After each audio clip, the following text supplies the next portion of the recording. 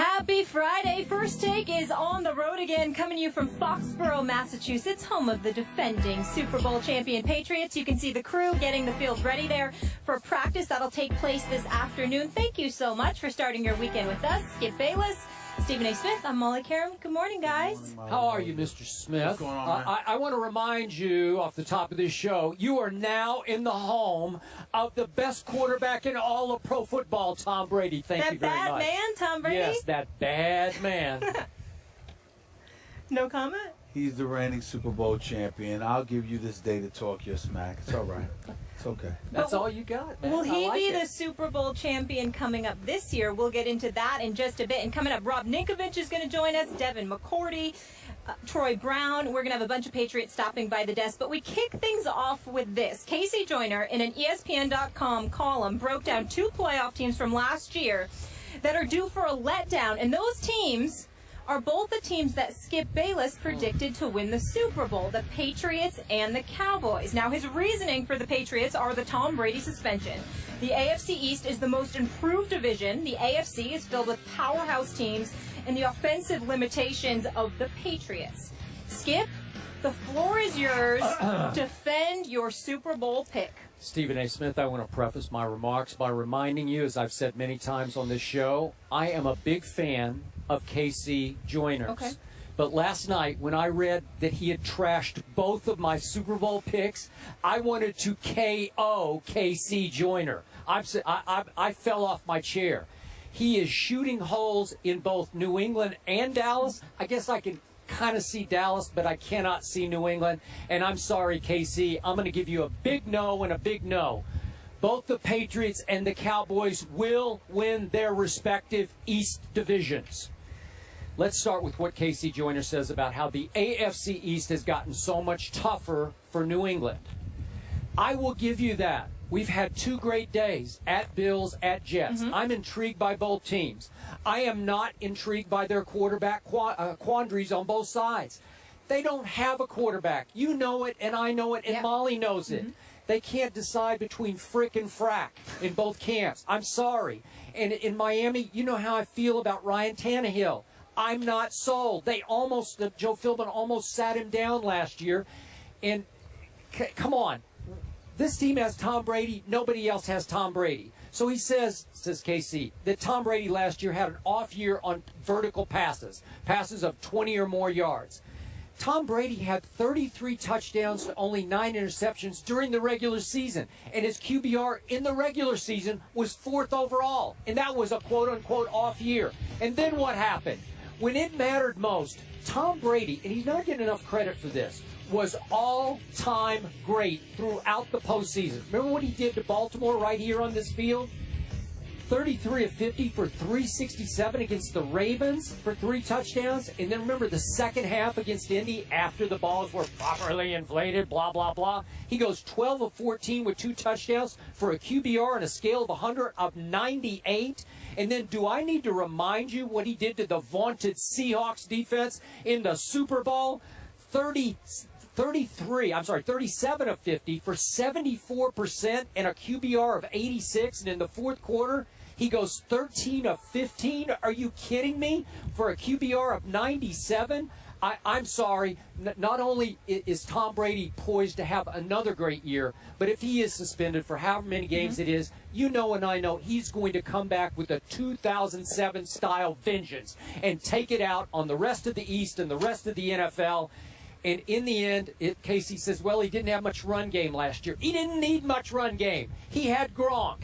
And he still has LeGarrette Blount, who dominated the playoffs 2 years ago. And Jonas Gray is still somewhere in the doghouse back there. He had a couple games. He had that one Sunday night game at Indy for 201 and 4 touchdowns.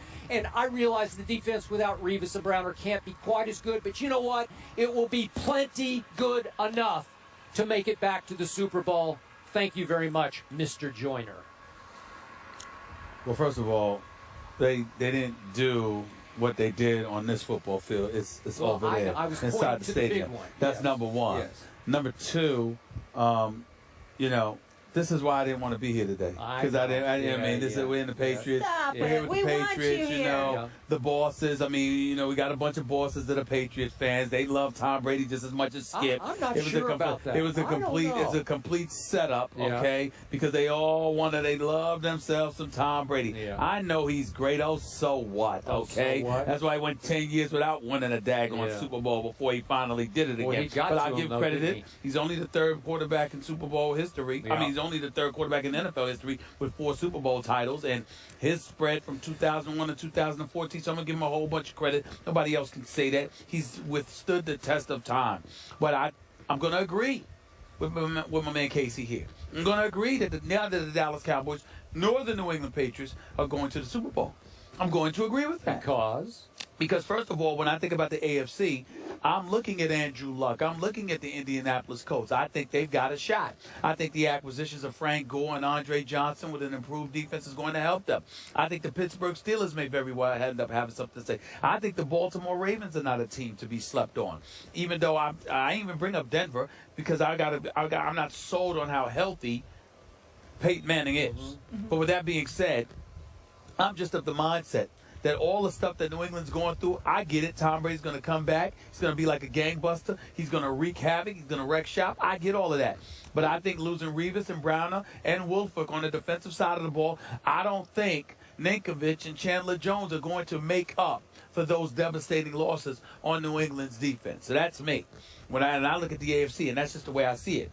In the AFC, I'm really supposed to believe that the Dallas Cowboys are going to get to the Super Bowl. You got 2 playoff victories in 17 years. I'm not sold on the Cowboys. You're sold on the Cowboys because you love yourself some Tony Romo. And you love yourself some Dez Bryant. You know, you love all of this. I got mad respect for Dez Bryant, too. But I look at Green Bay. I think Green Bay's better than the Dallas Cowboys, as they proved, because whether or not it was a catch, in the end, it wasn't a catch. And the Green Bay Packers are the one that advanced to the NFC Championship game, not your Cowboys. Because the accident waiting to happen when it comes to the Cowboys, certainly that was an accident. It should have been called a catch in my estimation. Yeah. But according to the letter of the law, it wasn't a catch. And that is that. These are the kind of things that happen to the Cowboys. It's a black cat waiting around somewhere. Just when you least expect it, something's going to go wrong because that's the way life is for the Cowboys, and it's not going to We're change. getting to the Cowboys. Okay? Don't worry. We'll have time for it. In the case of Green Bay, you know how I feel about that bad man that is Aaron Rodgers. They retained Randall Cobb. They still have Jordy Nelson. Okay, they still have Eddie Lacy. They still got an offensive line that's going to protect Aaron Rodgers. And when I look at their defense, I'm not enamored with it, no question.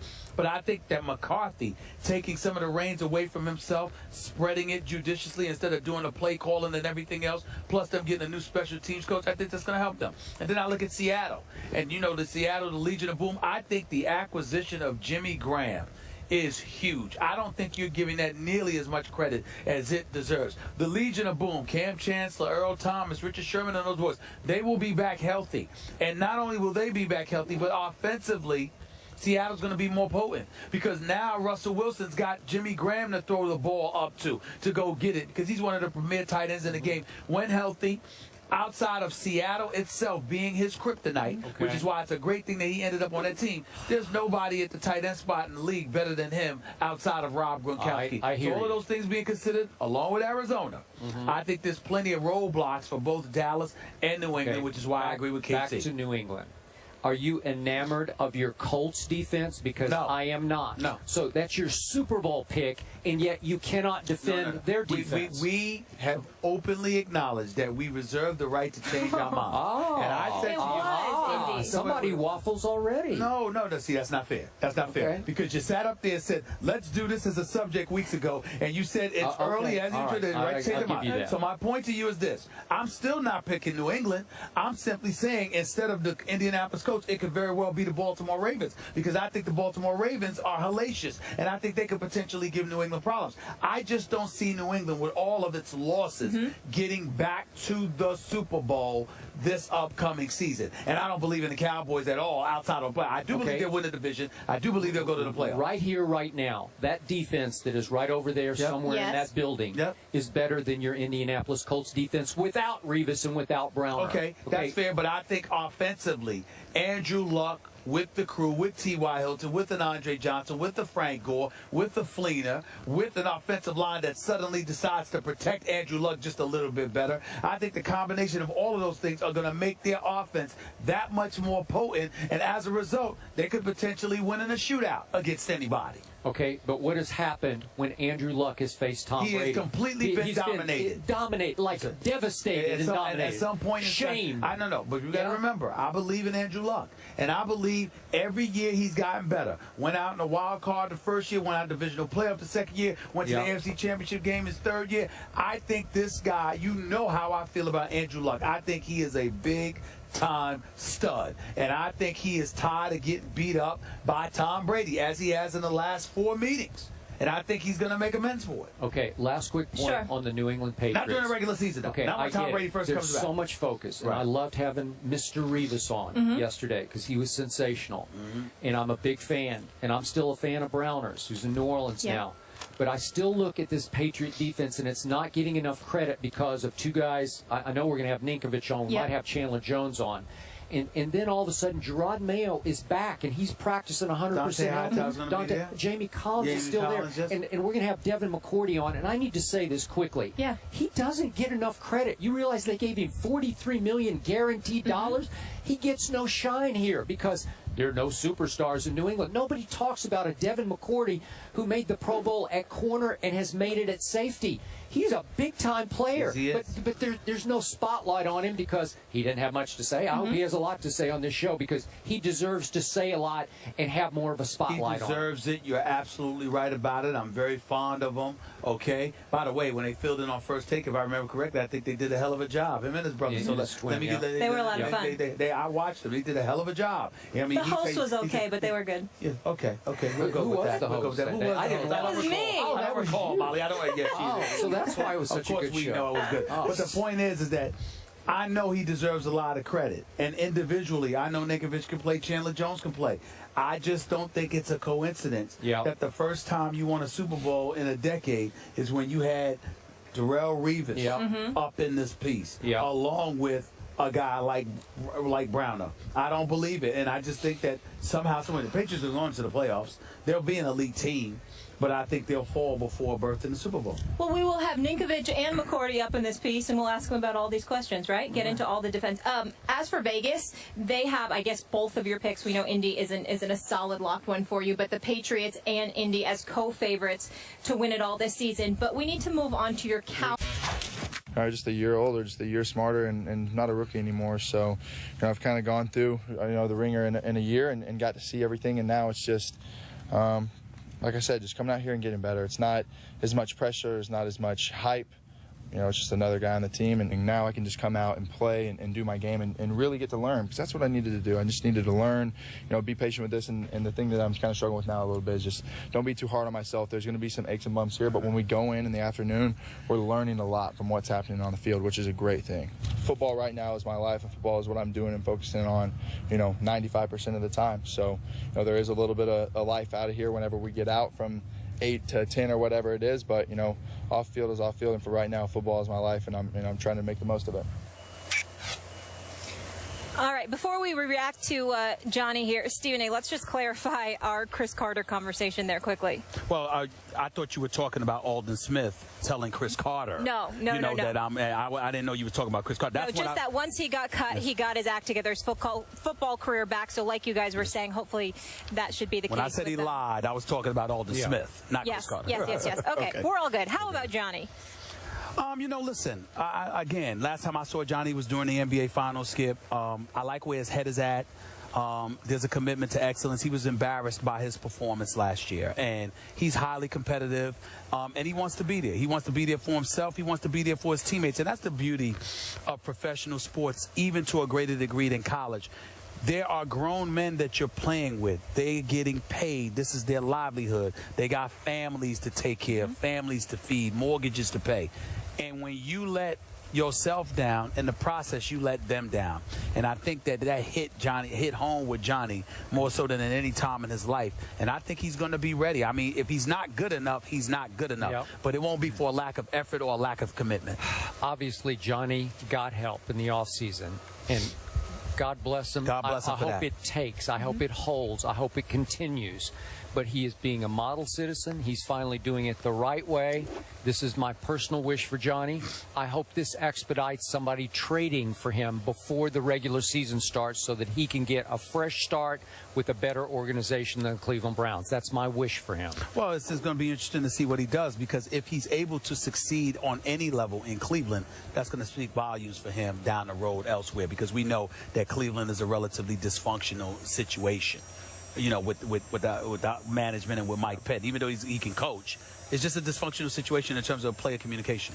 And my only concern for Johnny is this new Johnny who's doing it the right way. I don't want him to lose that spark that Johnny football had. So you have to do it the right way within the confines of studying and being a model citizen. But at some point, you just got to be Johnny Football. And I hope he doesn't want to be called Johnny Football, but I hope he doesn't lose that from his psyche and his game. I don't think that Johnny would mind being called Johnny Football if it's an attribute to what he's doing on the field. Yeah.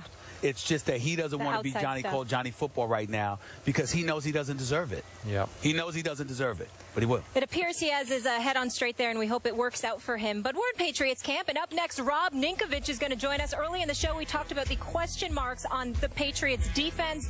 They lost some key guys like Vince Wilfork. How will they adapt? We'll get into all that on the other side of the break. First take from Foxborough, Massachusetts.